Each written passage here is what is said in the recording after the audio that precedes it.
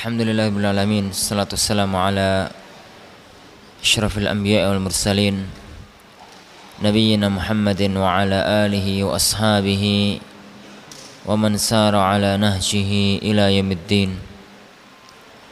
Asyhadu an la ilaha illallah wahdahu la syarikalah wa asyhadu anna Muhammadan abduhu wa rasuluh.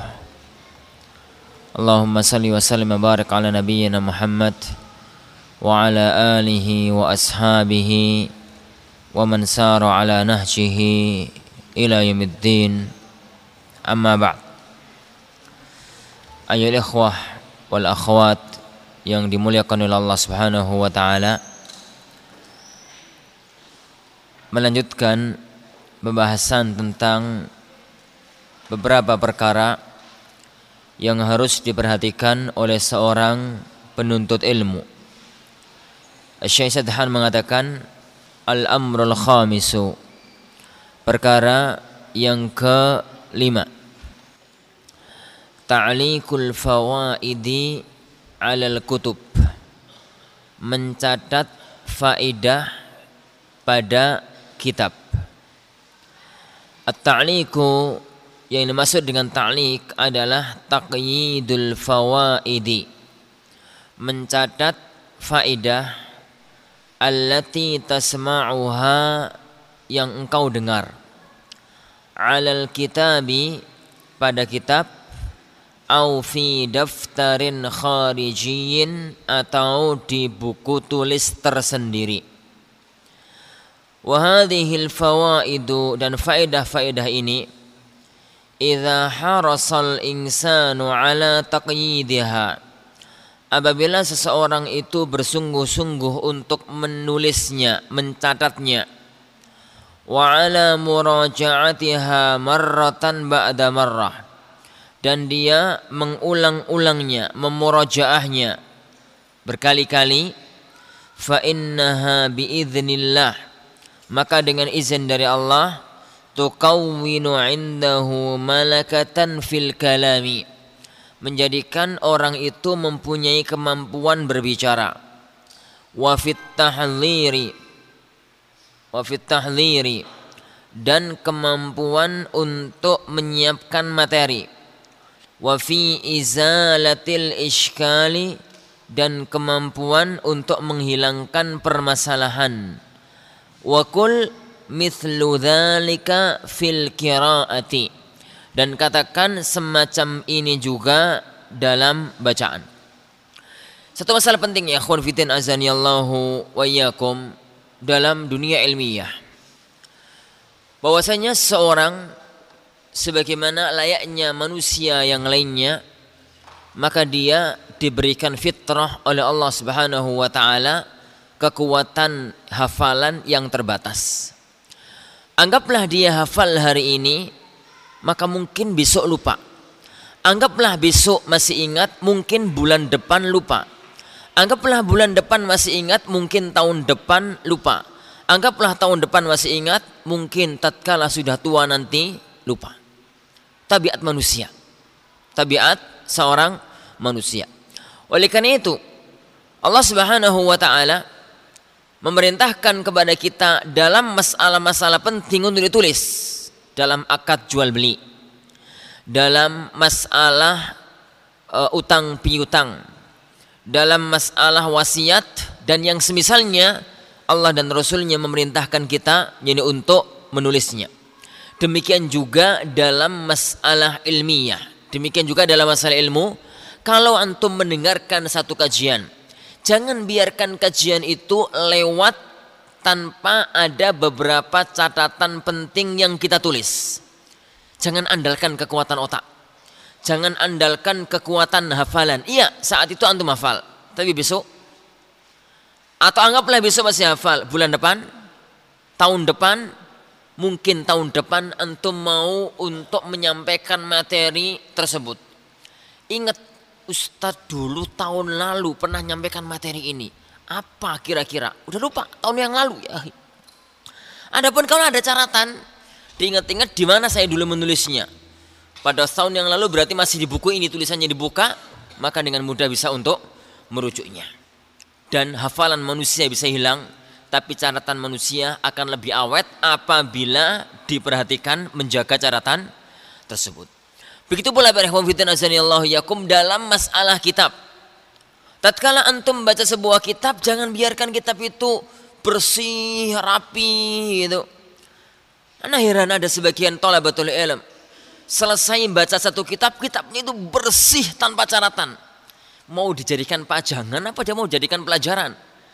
Kitab itu sebagai bukti bahwasanya santri tersebut rajin, itu adalah semakin gak beres kitabnya. Maksudnya banyak coret-coretan. Semakin banyak coret-coretan, semakin banyak faedah, semakin banyak keterangan, santri tersebut semakin banyak faedahnya. Adapun kalau kitab itu kitab muqarrar, kemudian akhir tahun ana buka kitab muqarrar akhir tahun itu di sebagian buku di belakang situ, santri ini tidur apa di kelas, pikiran ana sendiri. Kenapa? Bersih, rapi, bersih gitu. Kayaknya nggak pernah dimorojaah, kayaknya nggak pernah ditulis-tulisi. Subhanallah. Antum beli kitab tuh ya akhwan untuk belajar, bukan untuk dijual lagi. Adapun kalau dijual lagi memang sahih. Jangan ditulisi, jangan diberi nama, jangan diapa-apakan. Nanti tahun depan dijual lagi, ya sahih kalau semacam itu. Tapi apakah tujuan itu yang kita inginkan dalam kita belajar? Anda mungkin masih punya husnudzon. Tatkala melihat kondisi kitab semacam itu, mungkin ini di catatannya, keterangan ustadznya ditulis di buku tersendiri. Tapi tetap aneh dan janggal. Kitab itu kayaknya nggak pernah dibuka. Kitab ya kawan, kalau pernah dibuka itu kelihatan dari pinggirnya, kelihatan menghitam. Jadi karena sering dibuka. Tapi rapi, bersih, padahal di akhir tahun. Gitu. Di akhir tahun dan kitab itu kitab muqarrar. Nakul ya kawan, nakul. Kitab itu setiap kali kita membaca, apalagi antum di kelas, kalau ada satu faedah dari ustadznya, tulis di pinggirnya. Itu yang kemudian diistilahkan oleh para ulama dengan hasyiah. Keterangan Ustadz tadi menerangkan gini, tulis di situ. Kalau memang kira-kira Ustadz itu banyak memberikan faedah lebih, ada sebagian asatidzah yang nggak banyak keluar dari kitab. Kalau semacam itu, cukupkan dengan menulis di pinggir kitab. Mesti kitab itu di pinggirnya bisa ada ruang kosong sedikit. Kalau asatidzah atau kitab itu memang kitab syarah, maksudnya kitab yang ustadz sendiri untuk menjabarkan lebih banyak nggak bisa, karena memang kitab itu sudah syarah, paling sebentar dibaca, diterangkan 1-2 kata, teruskan baca, terangkan 1-2 kata, begitu terus. Itu cukup ditulis di pinggir-pinggirnya. Adapun kalau kitab itu kitab sebangsa matan, yang satu baris keterangan ustadznya 1 jam. Kalau antum nyatat di pinggiran kitab nggak mungkin, itu butuh ini buku tulis tersendiri, jadi untuk mencatat keterangan yang ada dari para asatidzah jadi tersebut. Itu namanya ta'liqul fawaid alal kutub. Dan itu ya akhwan sangat penting sekali. Sangat membantu sekali terutama dalam kondisi-kondisi sulit. Terutama dalam kondisi-kondisi kita itu butuh murojaah cepat, kita itu butuh jadi untuk mengambil ilmu secara cepat. Baik. Saya mengatakan wa ansahuka akhil qari. Saya menasihatkan kepadamu wahai saudaraku, idza ishtaraita kitaban, apabila engkau membeli sebuah kitab, fala tudkhilhu maktabataka, jangan engkau masukkan dalam perpustakaanmu illa bi fahsin 'am, kecuali dengan diperiksa secara global. Yani wa min hadzal fahs al-'am, dari pemeriksaan yani penelaahan secara global ini, ta'rifu ismal musannif, ismal muallif, engkau mengetahui siapa penulisnya.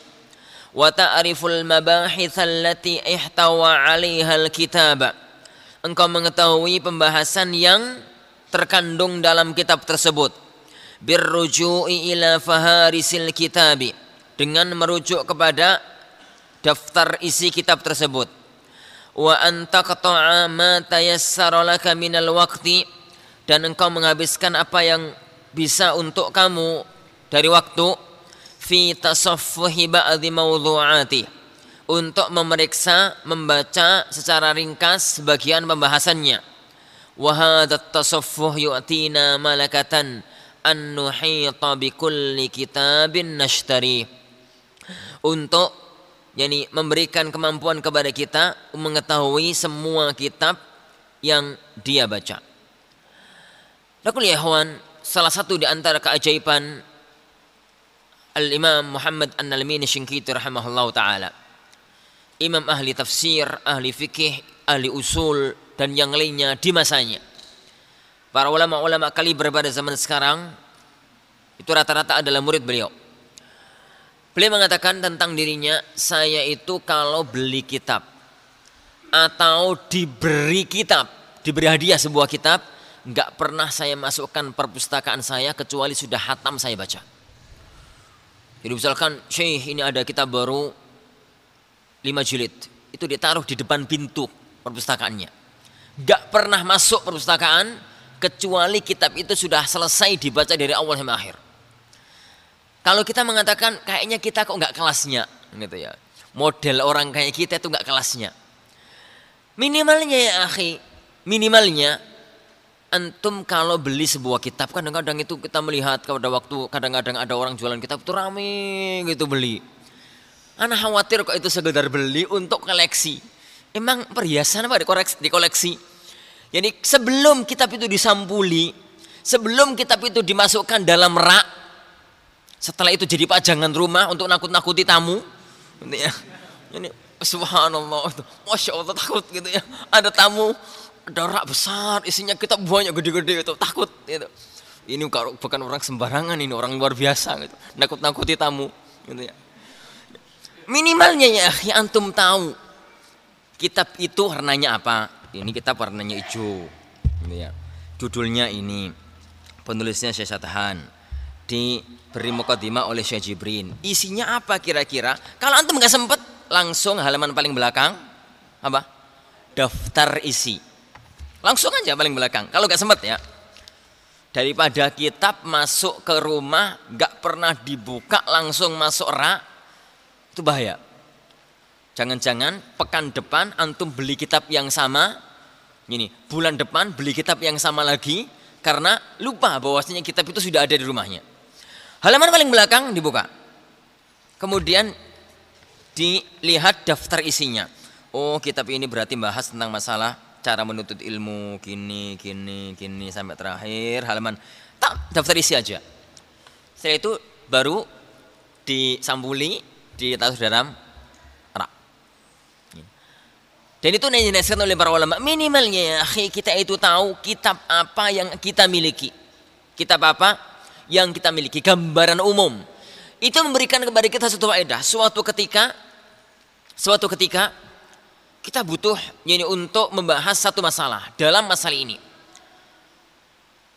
kita pernah yakin bahwasanya kitab itu pernah di rumah karena pernah membaca daftar isi. Apa ya?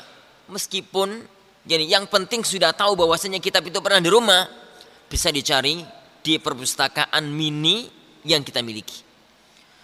Adapun kalau kemudian kita nggak pernah membaca, minimalnya daftar isinya pun nggak tahu, maka terkadang kita itu nggak pernah tahu pembahasan tersebut padahal kitab itu ada di depan kita. Wa innal wahida minna, dan sesungguhnya salah satu di antara kita, la ya'jabu min nafsihi, heran pada dirinya sendiri, bal qad yattahimuha bidzuhuli ahyanan, dan terkadang menuduh dirinya sendiri dengan lalai. Idza ishtara kitaban marratan wa marratain, apabila dia membeli kitab sekali dua kali, au su'ila an kitabin, atau dia ditanya tentang sebuah kitab, wa huwa fi janabati maktabatih, dan kitab itu ada di maktabahnya, min ashhurin tawilatin, dalam berbulan-bulan lamanya sudah, wa kam min kitabin dzukira li ba'dina, betapa banyak sebuah kitab yang disebutkan kepada sebagian kita, fanafa ayyakuna indahu, dia mengatakan kitab itu enggak saya miliki. Wa qad ishtarahu wa huwa baina 'ainayhi sabaha wa masa, dan kitab itu ada di depan matanya pagi petang. Namun bi'adami tasaffuhihi wa li'adami tafakkudi ba'dhi mawadhi'ihi, karena dia tidak pernah membuka-bukanya, tidak pernah membahas atau mempelajari sebagian permasalahannya. Nasiya aslal kitabi kullihi, dia lupa kitab itu ada di hadapan dia atau dia memilikinya. Wal wasiyatu dan nasihat bita'liqil fawaidi untuk mencatat faidah alal kitabi allati asyartu ilaiha anifan, mencatat faidah yang tertulis dalam sebuah kitab allati asyartu ilaiha anifan yang saya isyaratkan tadi. Jarrabtuha wa sami'tu anna ghairi jarrabaha, saya telah mencobanya, mempraktekannya, dan saya mendengar selain saya pun mempraktekannya. Fajarribha anta, maka praktekkanlah engkau, cobalah. Coba kan gratis gitu ya. Wa man lam yujarrib laisa ya'rifu qadrahu, barang siapa yang belum pernah mencoba tidak pernah mengetahui kadarnya. Fajarrib tajid tasdiqa ma qad dzakarnahu, maka cobalah engkau akan menemukan kebenaran apa yang kami katakan. Tapi ikhwan, gambarannya kalau antum masih di bangku sekolah, Anda tidak banyak menasihatkan untuk membaca kitab lain.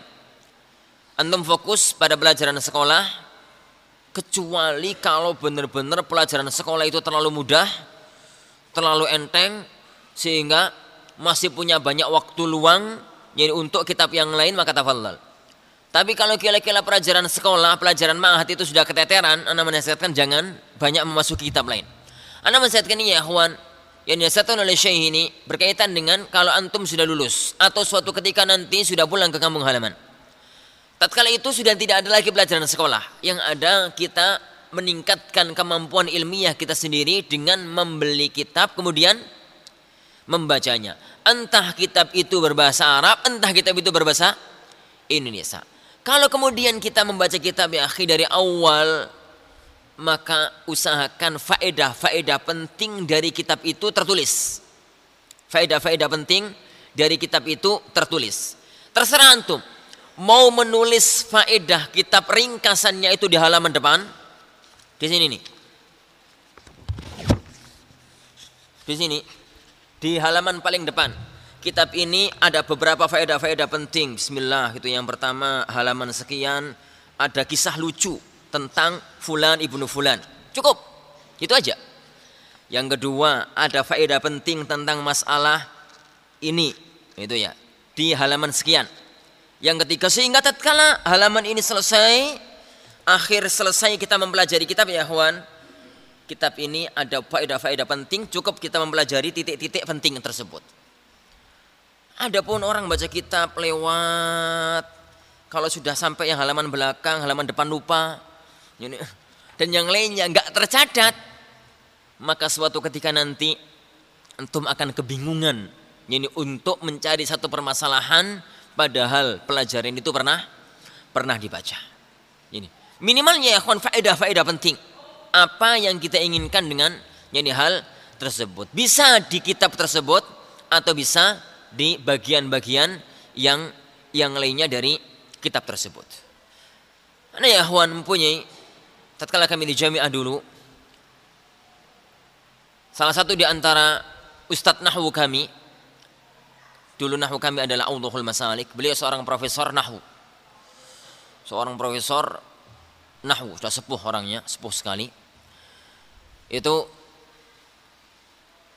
kalau ngomong nahwu, gitu ya, kalau dia men-i'rab satu kata yang itu mungkin kita hanya mengetahui satu wajah i'rab, dia mungkin bisa mendatangkan 6-7 wajah. Jadi dalam satu i'rab permasalahan. Beliau ya ikhwan kalau nulis tidak mengandalkan profesornya, tidak mengandalkan ilmunya yang sudah mapan, tapi beliau kalau membaca sebuah kitab dan kalau mengajarkan satu kitab, karena pos anak kalau sekolah itu nggak pernah jauh dari ustadz. Beliau di sini, anak mesti di depannya. Ini anak mesti di depannya. Jadi kalau ngantuk paling ketahuan. Ini kalau pas apa paling ketahuan, gitu ya. Tapi insya Allah kalau di depan ustadz itu nggak bisa ngantuk. Kenapa? Isin, malu. Ya. Ini itu kebiasaannya dari dulu. Di depan ustadz mesti anak duduk.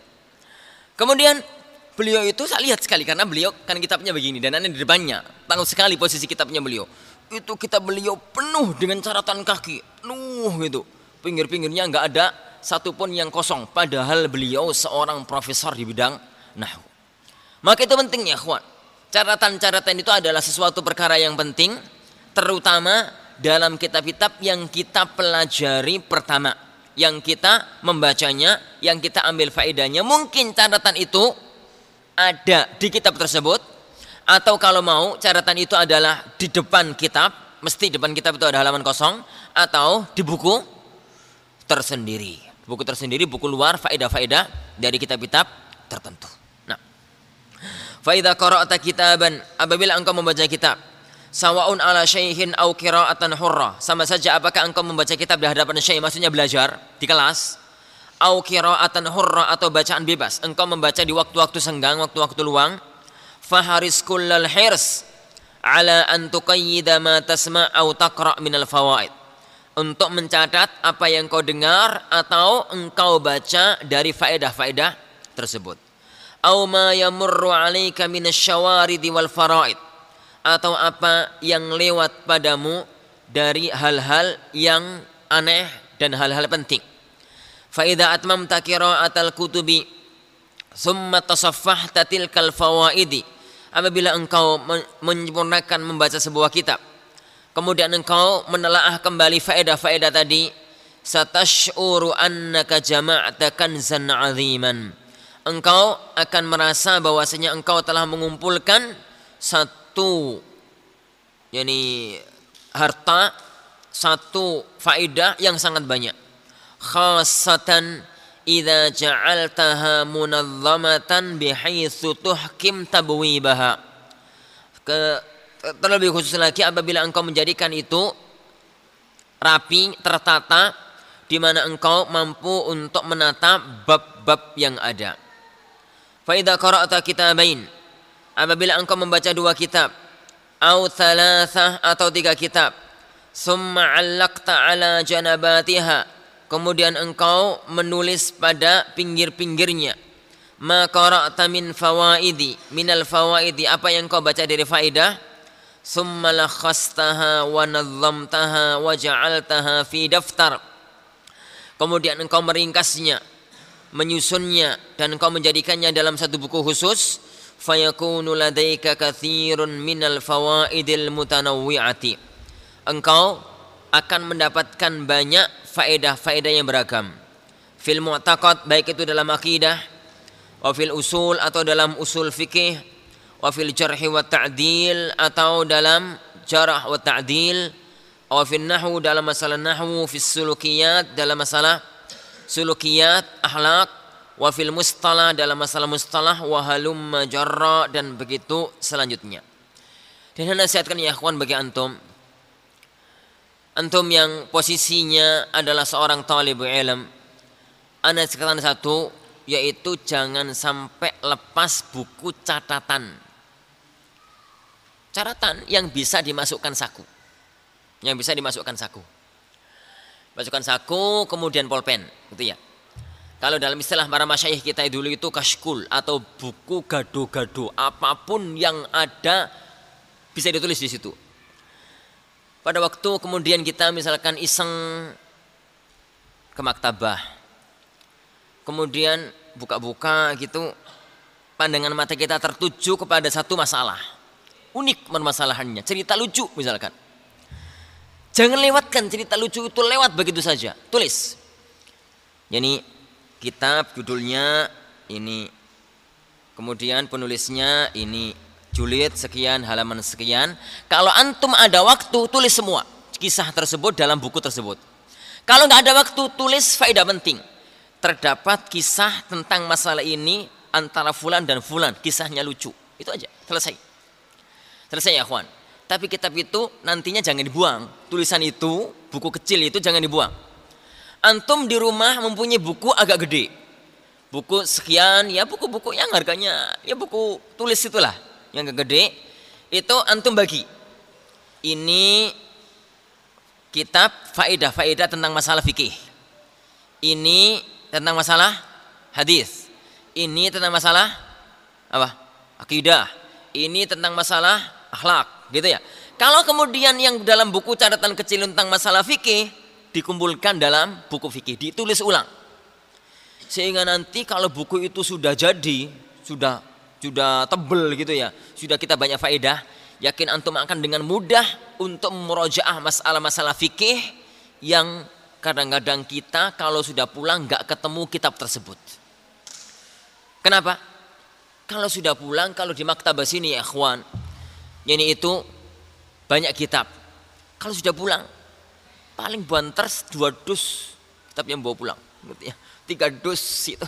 Tapi kalau kemudian selama kita belajar di sini ada banyak faedah yang kita tulis, maka tatkala nanti di rumah bisa mengatakan ini terdapat dalam kitab ini, lupa dulu dilihat catatannya, ada dalam kitab ini, dalam kitab itu, dan lain sebagainya. Atau minimalnya keterangan dari seorang ustadz, atau satu faedah penting, atau yang lainnya, maka semuanya ditulis karena tulisan lebih awet dibandingkan dengan antum. Dan kalau nanti antum ya ikhwan sudah sedikit mapan ilmunya, setiap kali ada yang terbersit di otak dalam masalah ilmu, kalau bisa ditulis. Karena yang terbersit itu terkadang datang kemudian lenyap dengan sendirinya. Oleh karena itu, di antara keajaiban al-Imam Majduddin Ibnu Taimiyah rahimahullahu taala, kakeknya Syekhul Islam, beliau adalah imam agung di zamannya. Suatu ketika beliau itu di WC. Kemudian beliau tiba-tiba saja ngambil apapun yang bisa diambil, kemudian ditulis di tembok. Tatkala ditegur oleh anaknya, kenapa? Saya terbersit satu pikiran, makna hadis tertentu itu maknanya demikian. Saya khawatir itu hilang, maka saya tulis di tembok. Jadi untuk kemudian nanti bukan sekedar di tembok ya akhwan, tapi diteruskan, dinukil di sebuah kitab. Dan itu sering. Betapa banyak, ini satu masalah itu muncul. Tiba-tiba Allah mengilhamkan kepada otak seorang hamba, kepada hati seorang hamba untuk memahami satu masalah.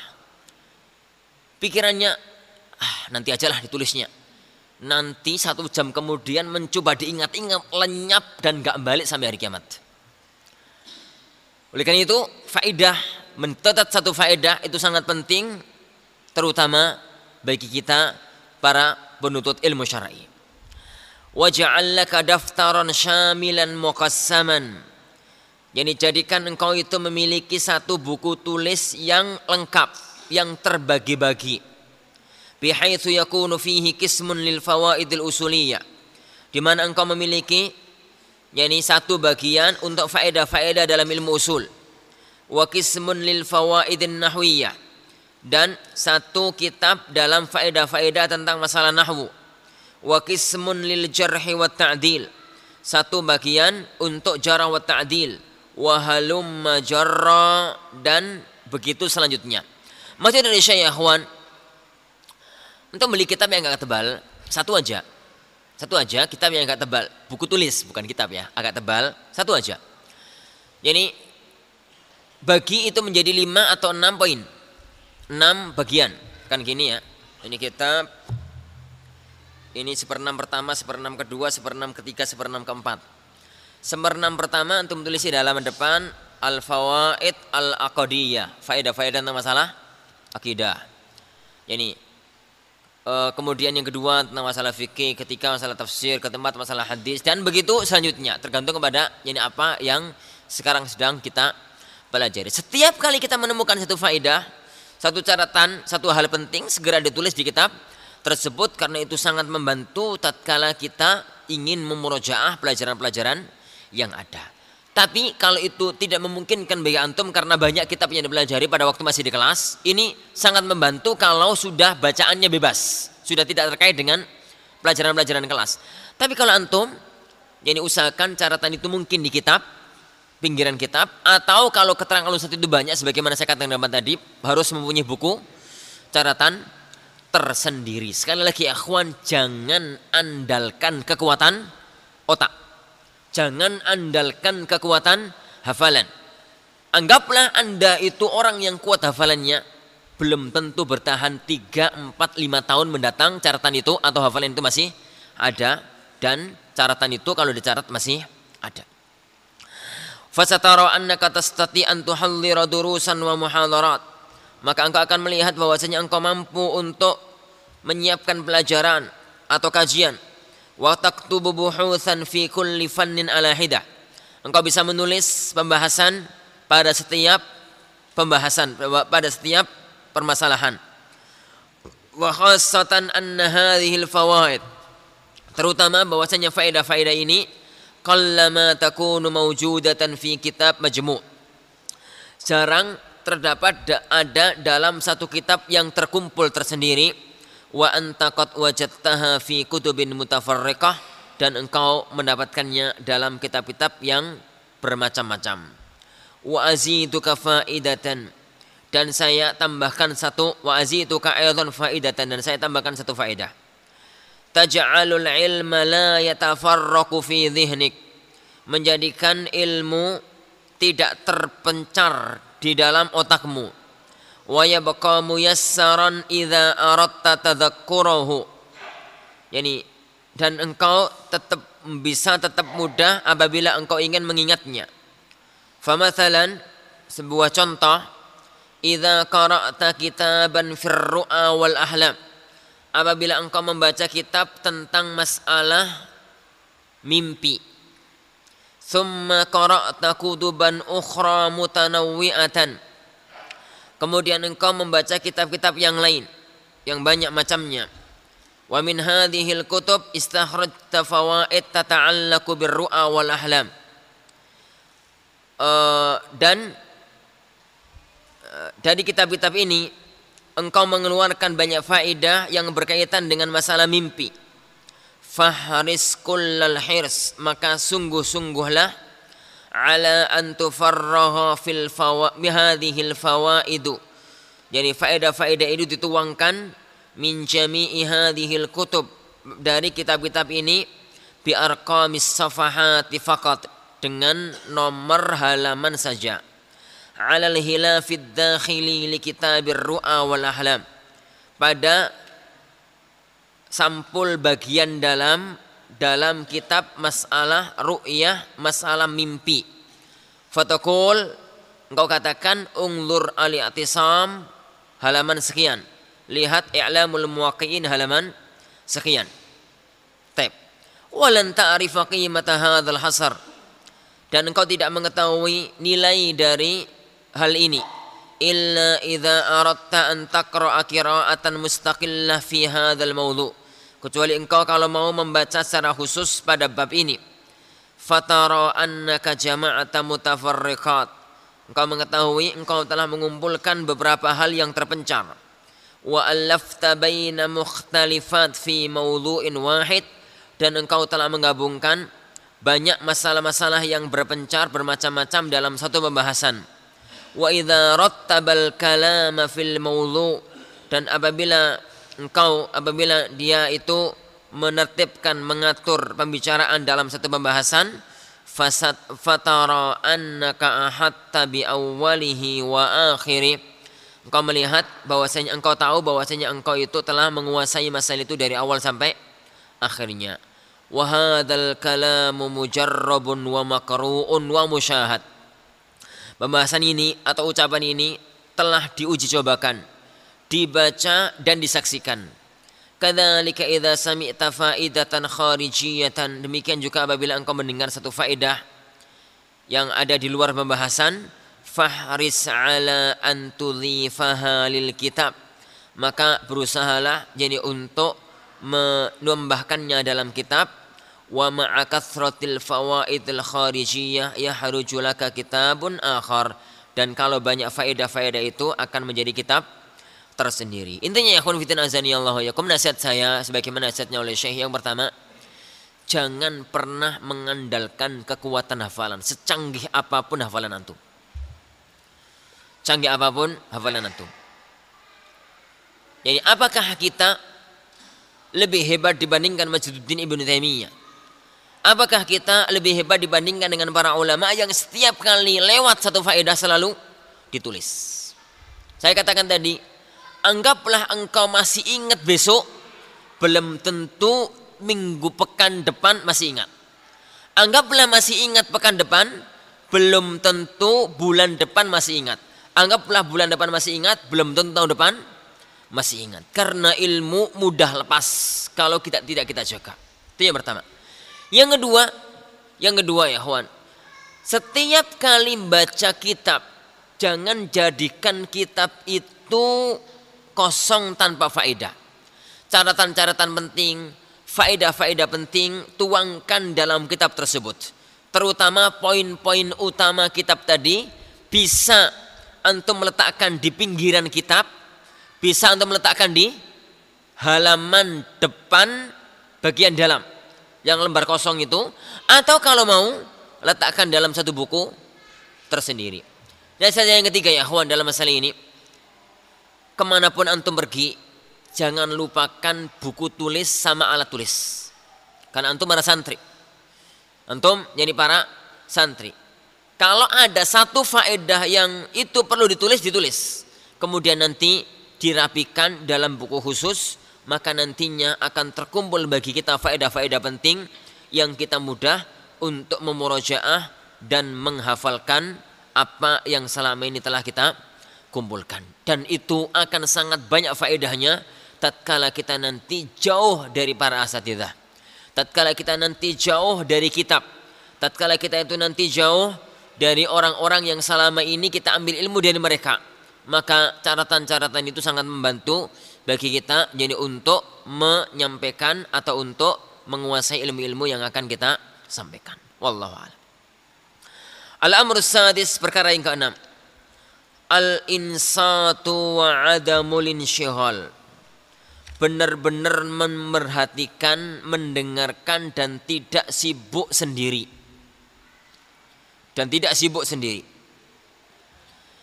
Yura fi hilakil ilm, dilihat, diketahui di halaqah-halaqah ilmu, di majelis-majelis ilmu, di kelas-kelas tempat belajar, anna ba'dha talabatil ilmi, bahwasanya ada sebagian penuntut ilmu itu yushhilu ba'dhuhum nafsahu, sebagian mereka menyibukkan dirinya, sebagian mereka jadi menyibukkan dirinya, wa yushhilu ba'dhuhum ghairahu, dan sebagian mereka menyibukkan yang lainnya.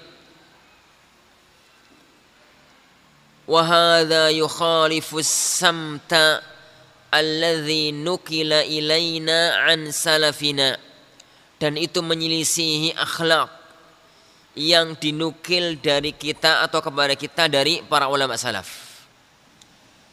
Dzakara adz-Dzahabi fi Siyar wa Tadhkirah. Al-Imam adz-Dzahabi rahimahullah ta'ala menyebutkan dalam kitab Siyar Alamin Nubala dan Tadhkiratul Huffaz,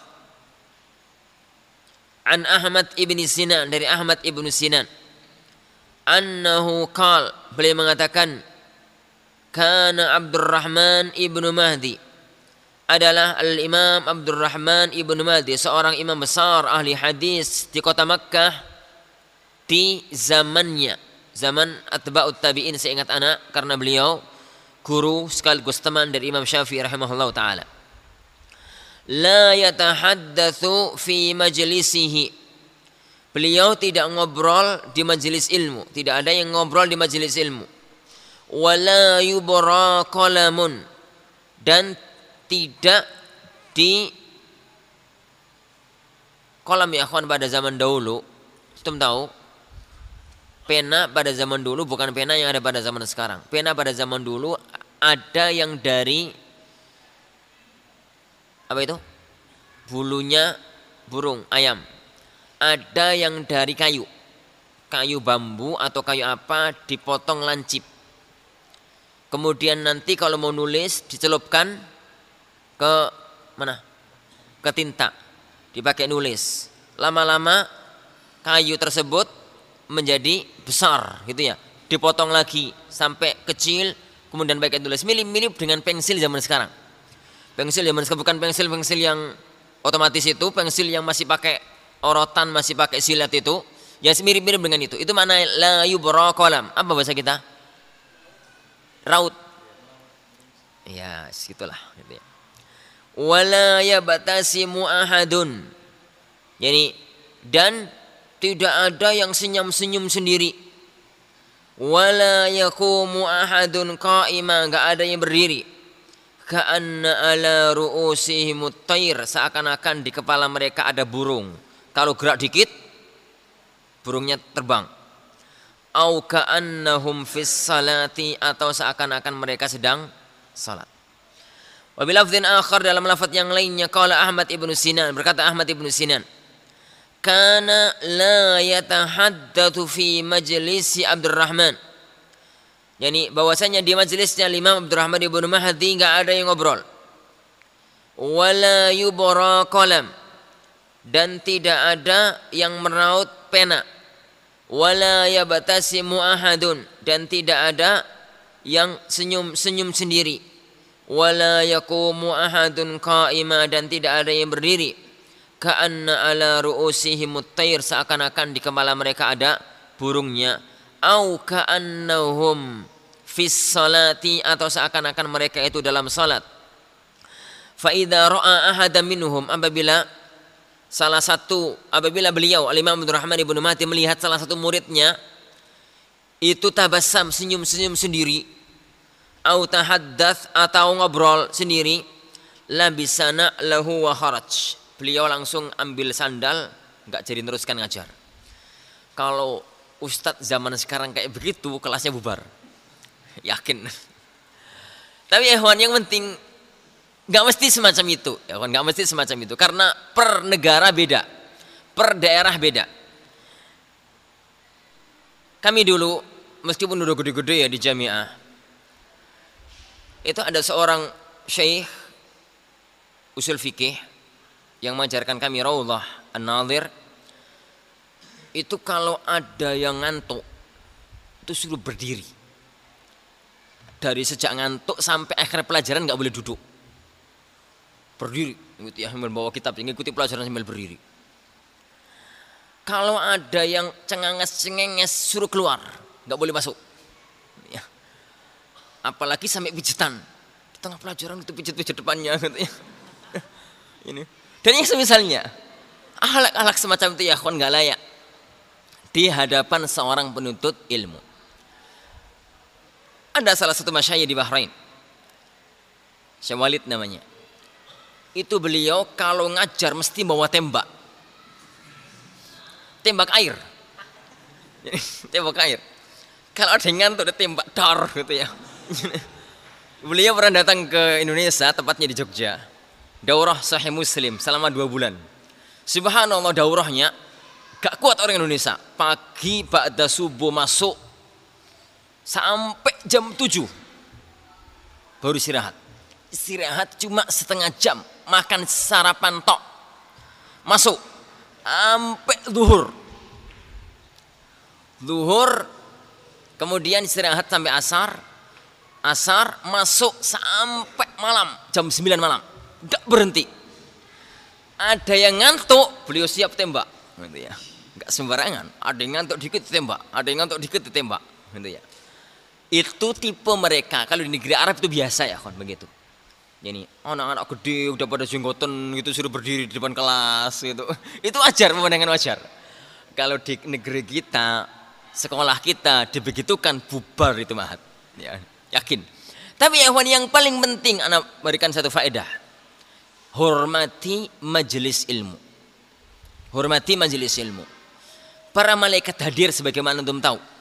Bahwasanya majelis ilmu itu dihadiri oleh para malaikat, dipuji oleh para malaikat. Akankah kemudian kita tidak menghormati para malaikat yang sedang menghadiri majelis ilmu tersebut? Oleh karena itu saya mengatakan, li'anna majlisal ilmi tahuffuhu sakinah, karena majelis ilmu itu dinaungi oleh ketenangan. Wa tahusyahur rahmah, didatangkan atau diliputi oleh rahmat.